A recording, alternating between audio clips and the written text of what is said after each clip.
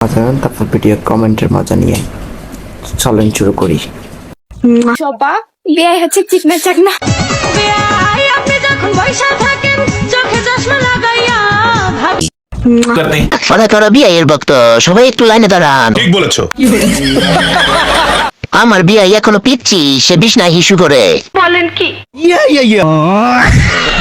আজ একটা বিয়ে নাই বলে ঠিক বলেছো।